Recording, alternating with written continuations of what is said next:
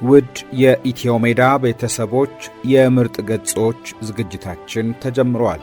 ዛሬም በምርጥ ገጾች ዝግጅታችን ሌተናል ኮሎኔል ብርሃኑ ባይህ ያልታሰበው የሕይወቴ ፈታኝ ጉዞና የኢትዮጵያ አብዮት ተሳትፎዬ በሚል ርዕስ ካሳተሙት መጽሐፋቸው የመረጥንላችሁን ታሪክ እናቀርብላችኋለን። ውድ ቤተሰቦቻችን ቻናላችንን ሰብስክራይብ፣ ላይክ፣ ሼር እንድታደርጉ ሐሳብና አስተያየቶቻችሁንም እንድታጋሩን በአክብሮት እንጠይቃለን።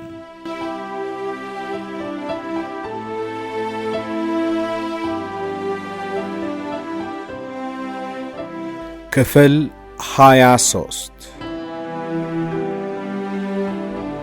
ጆሮ ለባለቤቱ ባዳ ነው። ብዙ የበላይ ሹማምንት የደርግ አባላት በዚያን ዘመን በሕዝብ ላይ ይፈጸም ለነበረ ግፍና ጭካኔ ቀጥተኛ መረጃ አልነበራቸውም። ብዙውን ድርጊት የሚሰሙት እንደሌላው ሕዝብ ነበረ። ድርጊቱንም ማን እንደሚፈጽም እርግጠኛ ግንዛቤ አልነበራቸውም። በአንድ ወቅት ለስብሰባ ወደ ወንጂ ሄጄ ነበረ። ናዝሬት ስንደርስ የአውራጃው ኢሰፓ ባለሥልጣኖች ተቀበሉን። በአውራጃው በርካታ የልማት ተቋሞች እንደ ወንጂ ሸዋና መተሐራ ስኳር ፋብሪካዎች፣ የወንጂ ትራክተር መገጣጠሚያ ፋብሪካ፣ የዘይት ፋብሪካ፣ የመንግሥት እርሻዎችና የመሳሰሉት ስለሚገኙ ብዙ ሠራተኞች ነበሩ።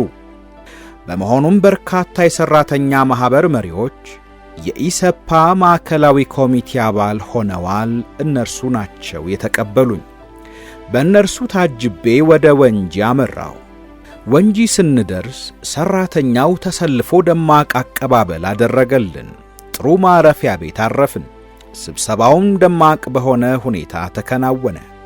ግሩም ግብዣም ተደረገልን። ጉብኝትም አደረግን። አዳር ሆኖ በማግስቱ በሸዋ ስኳር ፋብሪካ ተገኝተን ተመሳሳይ ተግባር ፈጸምኩኝ። ናዝሬት እንደተመለስን የአውራጃው የሠራተኛ ማኅበራት ሊቀመንበርና ሌሎቹም የማዕከላዊ ኮሚቴ አባላት ሊያነጋግሩኝ እንደሚፈልጉ ገለጹልኝ።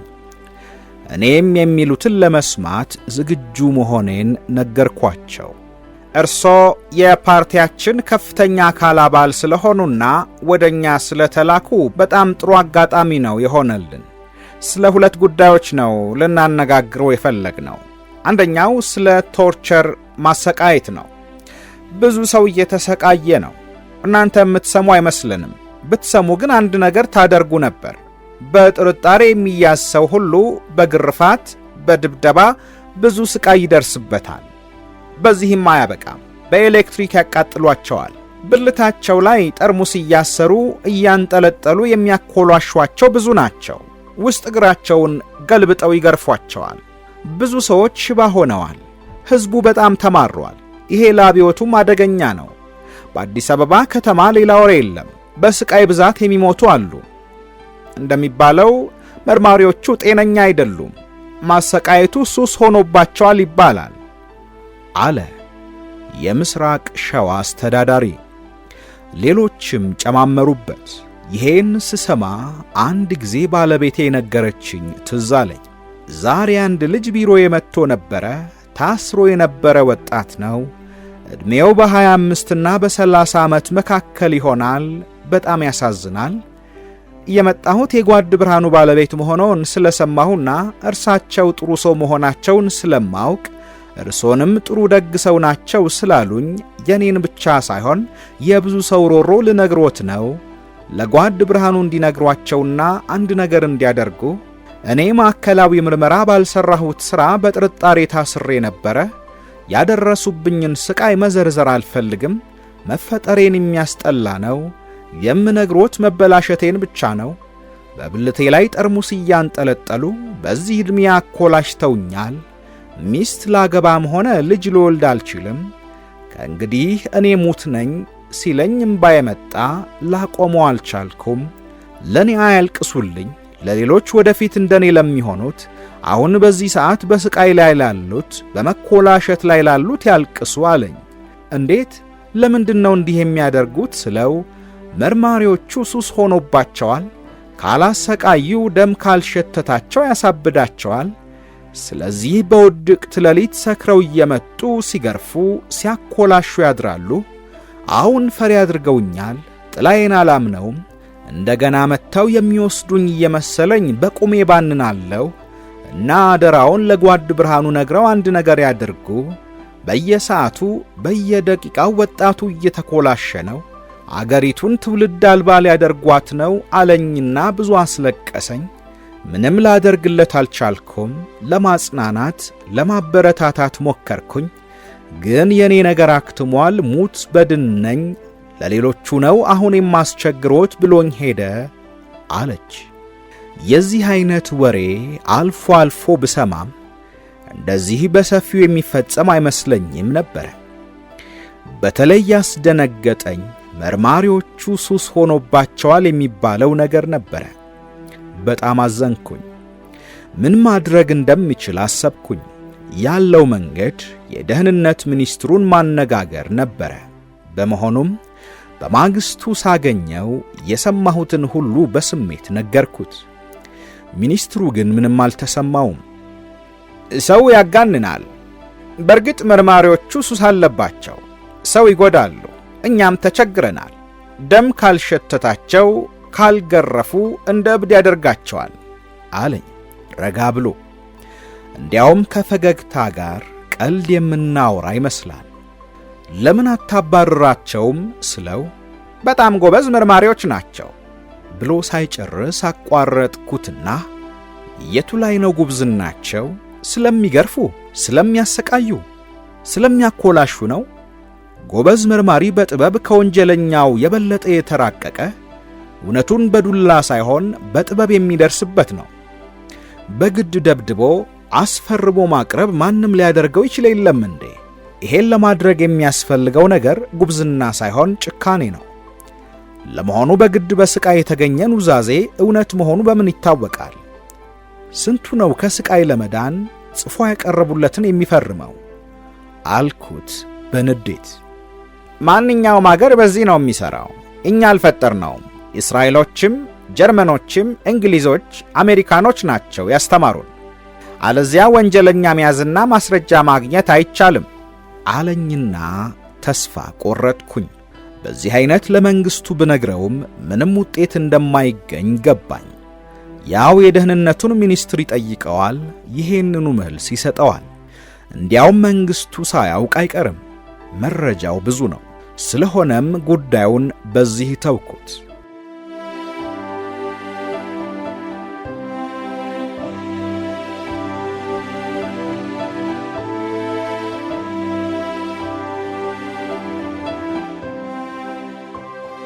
ሆኖም ወደ አዲስ አበባ ተመልሼ ጉዳዩን በተለይ የማሰቃየቱን ነገር ለመንግስቱ ከማቅረቤ በፊት ጓድ ሁሴን እስማኤል ስልክ ደውሎ ቀጠሮ ጠየቀኝ።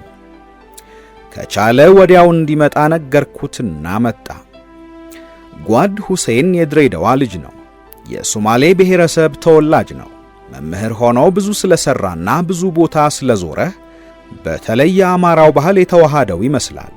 ተረቱ፣ ቀልዱ፣ ዘይቤውን፣ ምሳሌውን ሁሉ በደንብ ተክኖታል። አማርኛውም እንከን አይወጣለትም። ቀደም ብሎ እንደተጠቀሰው ጓድ ሁሴን እስማኤል በ1966 ዓመተ ምህረት አብዮቱ እንደፈነዳ የጅማ ሕዝባዊ ኮሚቴ ሕዝቡን አስተባብሮ ሰላማዊ ሰልፍ በማድረግ የክፍለ ሀገሩን ገዥ ባባረረበት ጊዜ የኮሚቴው ሊቀመንበር በመሆን ዋናው ተዋናይ የነበረ ነው። በመንግስትም በፓርቲም ውስጥ ብዙ ሰርቷል። ታዲያ ለምን እንደሆነ አይታወቅም። ከበላዮቹ ጋር አይስማማም። የበላዮቹ ሥርዓት አልባ ነው ብለው ይናገራሉ። እኔ እንደተገነዘብኩት ግን ድርቅ ያለ አቋም ይዞ ንቅንቅ ስለማይል በዚህ ግትርነቱ ሳይሆን አይቀርም። በኋላ በምን ምክንያት እንደሆነ አላውቅም ታስሮ ቆይቶ በቅርቡ ነው የተፈታው። ቢሮዬ ሲገባ እየቀለድንና እየተሳሳቅን ተሳሳምን። እንኳን ለዚያ በቃ አልኩት። በአምላክህ አለና እንደገና ሳቅን። እንዴት ነበር ብዬ ጠየቅኩት። ጥሩ ነበር። የት ነው የነበርከው? ማዕከላዊ። እዚያ ታዲያ በጣም መጥፎ ነው ይባል የለም እንዴ? ለኔ መጥፎ አልነበረም። አንድ ክፍል ተሰጠኝ። ደህና ነው። አልጋ፣ ጠረጴዛ የመሳሰሉት አሉኝ። የደረሰብኝ ነገር የለም። ጋዜጣ፣ መጽሐፍ ታነባለሁ አለኝ። በዚህ መልክ ትንሽ እንደተጨዋወትን ብዙ አሰቃቂ ነገር አየው በመታሰሬ አለ። ምን አየህ አልኩት። ምን እንደሆነ ባውቅም ሁኔታውን በአይኑ ካየ ሰው ለመስማት።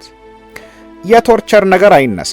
በተለይ የውስጥ እግራቸውን ፍርስርስ ብሎ እስኪቆስል ድረስ ነው የሚገርፏቸው። እናም በሸክም ነው የሚመለሱት።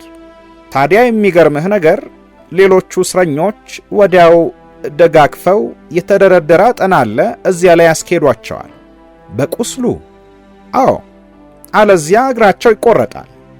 የአንድ ምሁር እግር በዚህ ምክንያት ተቆርጧል አለ። ስለዚህ ምሁር ቀደም ብዬ ሰምቼ ነበረ። የውጭ ትምህርት ስኮላርሺፕ ኃላፊ ሆኖ ለተወለደበት አካባቢ ልጆች እንደሚያደላ በሰፊው ይወራበት ነበረ። እኔም ቀደም ብሎ በስም ያወቅኩት በዚህ ምክንያት ነበረ። ከአብዮቱ በኋላ ግን የንግድ ምክር ቤት ዋና ጸሐፊ ሆኖ በአንድ አጋጣሚ ተገናኝተናል።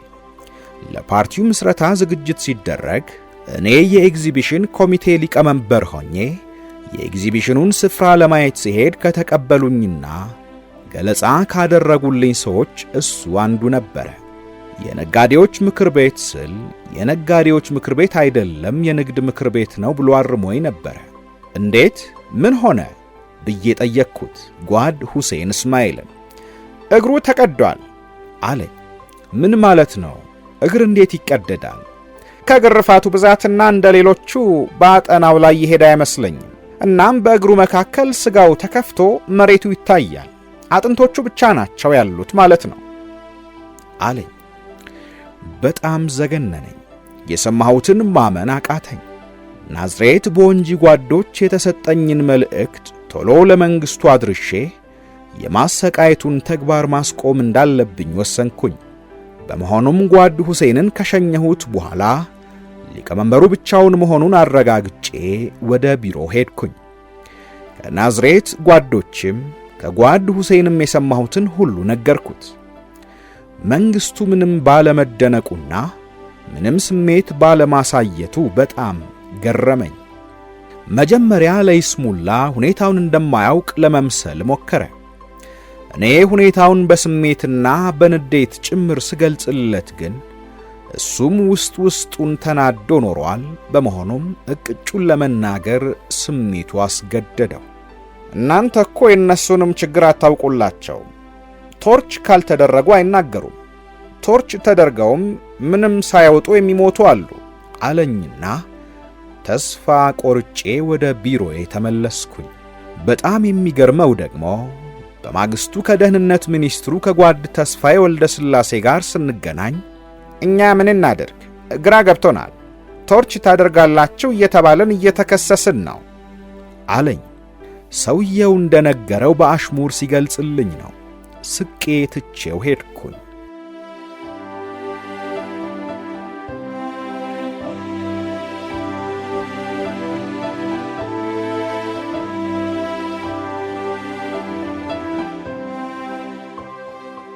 በአንድ ወቅት ፖል ሶንጋንስና ዶን ቦንገር የተባሉ የአሜሪካ ምክር ቤት አባሎች መጥተው ሊቀመንበር መንግስቱ ዘንድ ቀርበው ጥሩ ውይይት አድርገው ጥሩ መግባባት ላይ ተደርሶ ነበረ። ታዲያ እንዳጋጣሚ ሆኖ የምክር ቤቱ አባሎች ተልኳቸውን ፈጽመው ወደ ኬንያ በሚሄዱበት ዕለት ኖሯል ሌሊቱኑ ሰው ሲገደልና መንገድ ላይ ሲጣል ያደረው። በጣም የሚገርመው ደግሞ ይሄን የመሰለውን የአረመኔ ሥራ የውጭው ዓለምም እንዲያውቅላቸው የፈለጉ ይመስላል። አንዱን ሬሳ የጣሉት በአፍሪካ ኢኮኖሚ ኮሚሽን ጽሕፈት ቤት አጠገብ ነበረ።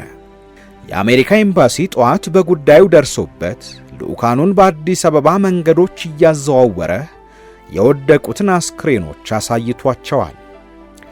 ልዑካኑ በጣም ደንግጠውና ተሳቀው ናይሮቢ ሲገቡ ጋዜጠኞች ሰብስበው ሁኔታውን በመግለጽ የኢትዮጵያን መንግሥት አወገዙ።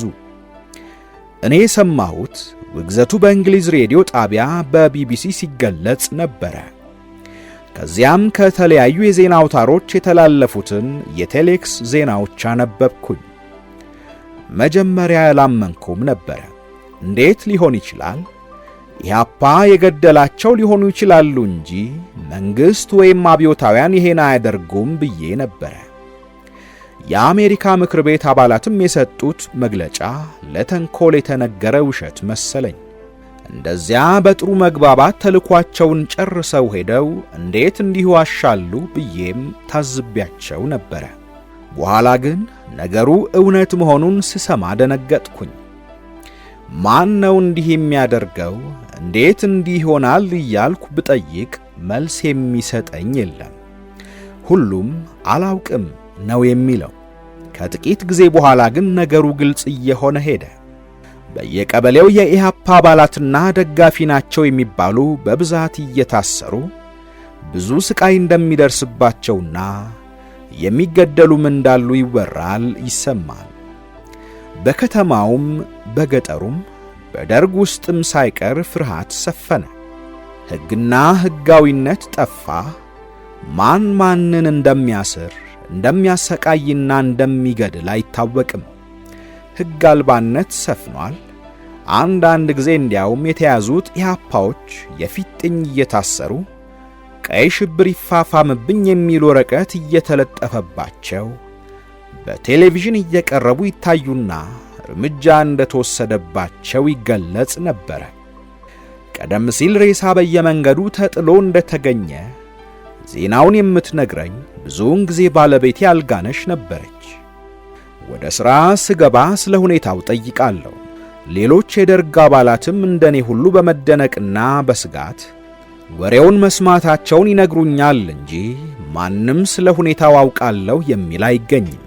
በዚያን ጊዜ እኔና አብዛኛዎቹ የቋሚ ኮሚቴ አባሎች ሾፌር አልነበረንም። ወደ ሥራ የምንመላለሰው መኪናችንን ራሳችን እየነዳን ነበረ። ከሽጉጣችን በስተቀር መሳሪያ አልነበረንም፣ ጠባቂም እንዲሁ። በተለይ እኔ ደግሞ ብዙ ጊዜ የሚደርሰኝ መኪና አሮጌ ነው። በየመንገዱ እየቆመ ለአደጋ ያጋልጠኝ ነበረ።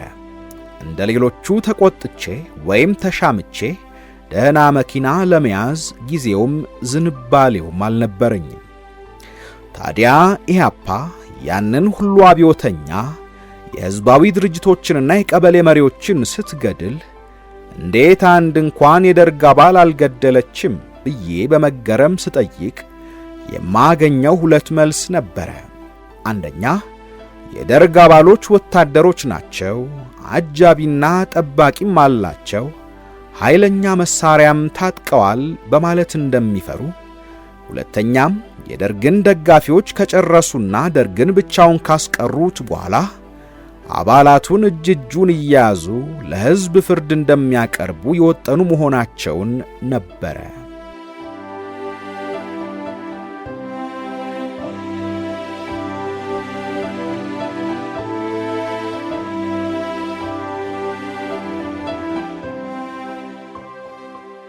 ባልፈጸምኩት ተግባር መታማት። የኢትዮጵያ አምባሳደሮች ስለ ሕገ መንግሥቱ ለመወያየት ተጠርተው መጥተው ሳለ የሰፈራውንና ሌላውንም ሁኔታ ቢመለከቱ የምዕራቡን የማጥላላት ዘመቻ ለመቋቋም ያግዛቸዋል በሚል እምነት የሰፈራ ጣቢያዎችን እየዞሩ ጎብኝተው ነበረ። ባዩት ሁሉ በጣም እንደተደሰቱ ብርሃኑ ዲንቃና ሌሎችም ዲፕሎማቶች ነግረውኝ ነበረ። ይሄ ሁሉ ሁኔታ ካለፈና እኔም የውጭ ጉዳይ ሚኒስትር ከሆንኩኝ ትንሽ ቆየት ብሎ ብርሃኑ ዲንቃ ታሰረ። ስሰማ በጣም አዘንኩኝ። ባለቤቱ መታሰሩን ስትሰማ ከኒውዮርክ ስራዋን ትታ መምጣቷንም ሰማሁ። የነገረኝም የአፍሪካና የመካከለኛው ምስራቅ ጉዳይ መምሪያ ኃላፊ ጓድ ይልማ ታደሰ ነበረ። ምን ማድረግ እንደምችል ግራ ገባኝ። ሄጄም አልጠየቅኳት፣ አላጽናናኋት፣ ዝም ብዬ ቀረው። ጓድ ብርሃኑ ዲንቃ ከዳዊት ወልደ ጊዮርጊስ ጋር ተባብሯል በሚል ግምት መታሰሩን ፈጽሞ አላመንኩበትም ነበረ። በጣም ነበር ያዘንኩት። ምክንያቱም ጉዳዩን በደንብ አጥንቻለሁ፣ አውቀዋለሁ።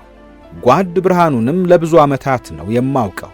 እኔ የኢሰፓኮ የውጭ ጉዳይ ኃላፊ ሆኜ እሱ መጀመሪያ የአፍሪካ መምሪያ ኃላፊ፣ ቀጥሎም በጅቡቲ አምባሳደር፣ በመጨረሻም በተባበሩት መንግስታት ድርጅት ቋሚ መልእክተኛ ሆኖ ለብዙ ጊዜ አብረን ሰርተናል።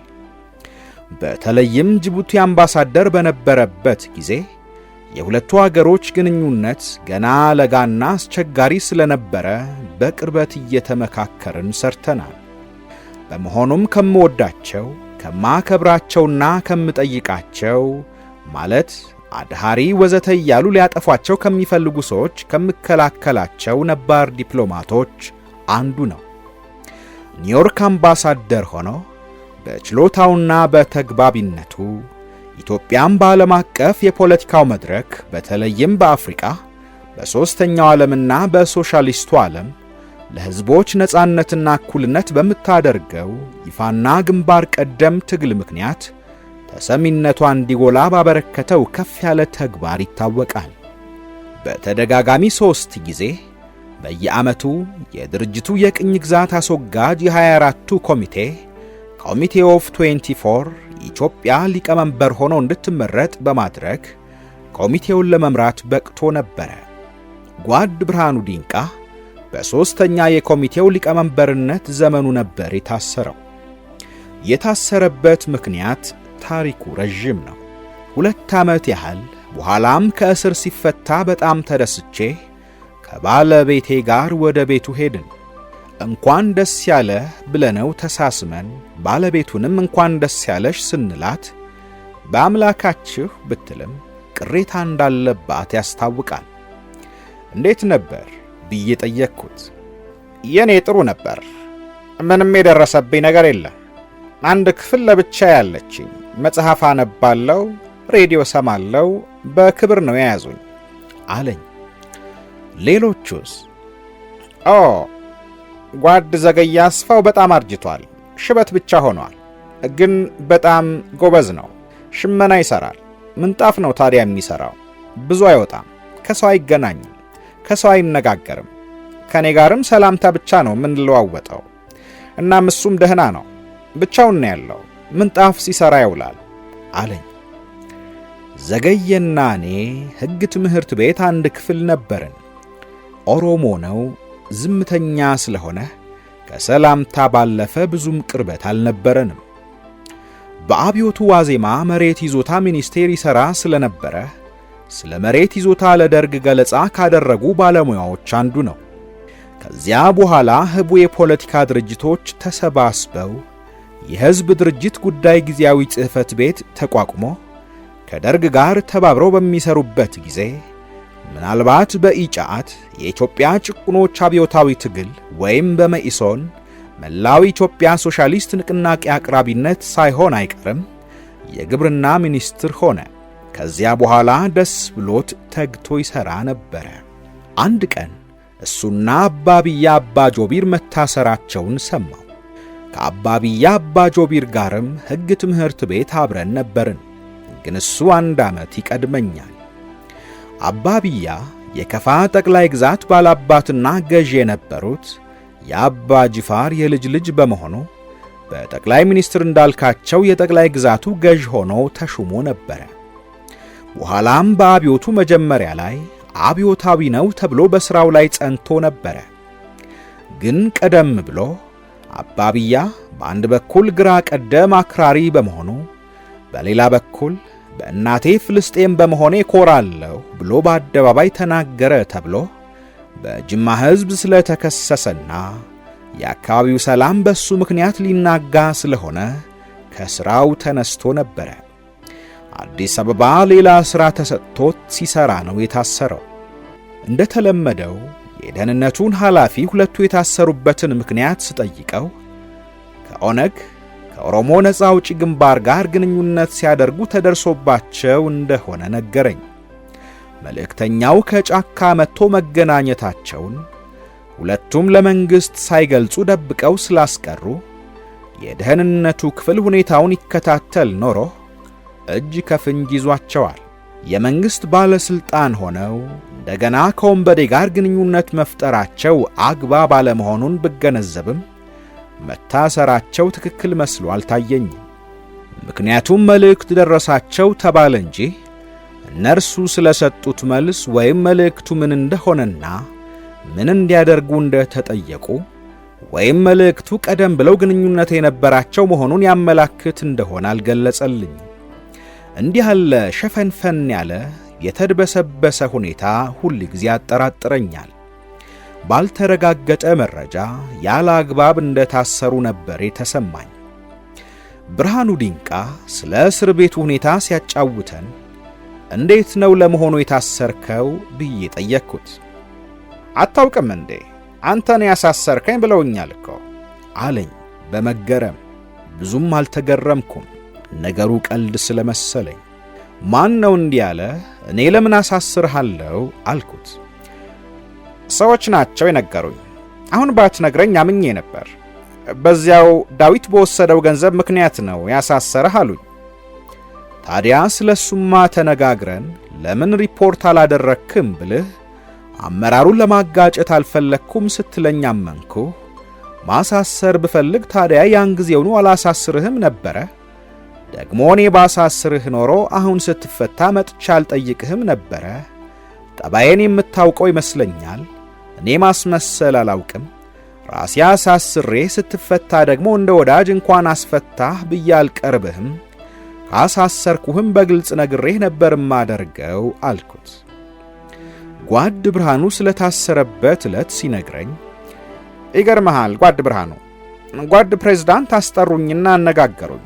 ስለ ሥራ ጉዳይ ያነሱት ለመግቢያ ያክል ነው። ቀጥለው ስለ ዳዊት ወልደ ጊዮርጊስና ስለ ገንዘቡ ሁኔታ አነሱ። ስለ እርሱም ቀደም ብለው ጠይቀውኝ አስረድቻቸው ተግባብተን ተለያይተናል። አሁንም አስረዳኋቸው። በጣም ጥሩ ነው፣ ወደ ሥራ ተመለስ ብለው አሰናበቱኝ። ስወጣ ጀነራል ገረመው ጠብቆ እፈልግሃለሁ አለኝና ወደ ቢሮ ይዞኝ ሄዶ በጓድ ፕሬዝዳንት ትዕዛዝ መታሰሬን ነገረኝ። ከዚያ ወደ ማዕከላዊ ወሰዱኝ። ያለምንም ጥያቄ ይሄን ያህል ጊዜ ቆይቼ ተፈተሃል አሉኝ።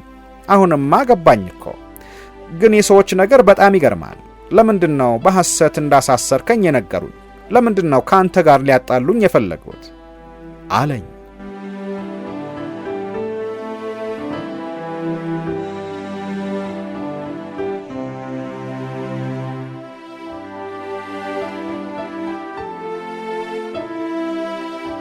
ውድ የኢትዮሜዳ ቤተሰቦች በምርጥ ገጾች ዝግጅታችን የጀመርንላችሁ ታሪክ አላበቃም።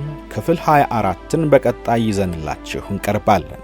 ውድ ቤተሰቦቻችን ቻናላችንን ሰብስክራይብ፣ ላይክ፣ ሼር እንድታደርጉ ሐሳብና አስተያየቶቻችሁንም እንድታጋሩን በአክብሮት እንጠይቃለን።